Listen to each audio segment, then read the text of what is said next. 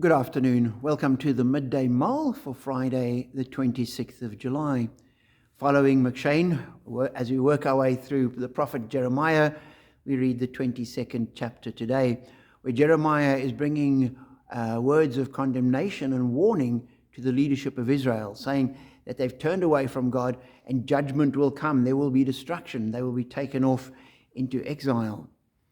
And reading from verse 3, "This is what the Lord says, do what is just and right. Rescue from the hand of the oppressor the one who has been robbed. Do no wrong or violence to the foreigner, the fatherless, or the widow, and do not shed innocent blood in this place." And then he says, if you follow these commandments, then the kings of Judah will reign on the throne. If you ignore them, then you will be taken into exile, and Nebuchadnezzar will conquer the city.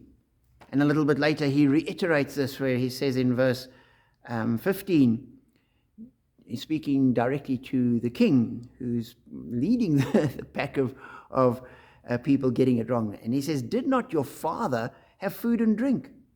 He did what was right and just, so all went well with him.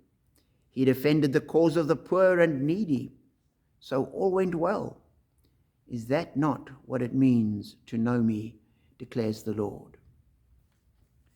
And a very clear message that to know God, to follow God, to let God shape our lives will affect how we deal and treat people. And this was a message that the church was very clear on back in the 70s and 80s during the struggle against apartheid, where we saw people having no agency, having no power, being marginalized, being oppressed, and the church stepping in and saying, we have to speak up on behalf of these people. We have to take up the struggle for justice and righteousness. And I think the church played an important role there.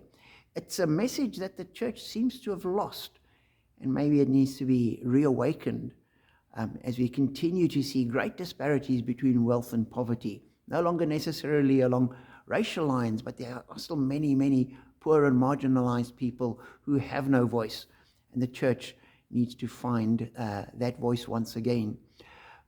And as I was reading it and thinking, I think it's not only the church that needs to do that.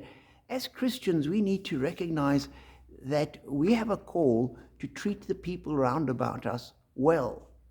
As Jeremiah says, is this not what it means to know me? And I think each one of us has got people in our social sphere, and we come across each day people that are marginalized, that don't seem to have any agency, that are overlooked, that are left out. And as Christians following God, we need to draw them in, include them, and help to look after them. So, message from Jeremiah, a challenge to the church and a challenge to us as individuals as well. Be challenged, and as you follow, we're blessed.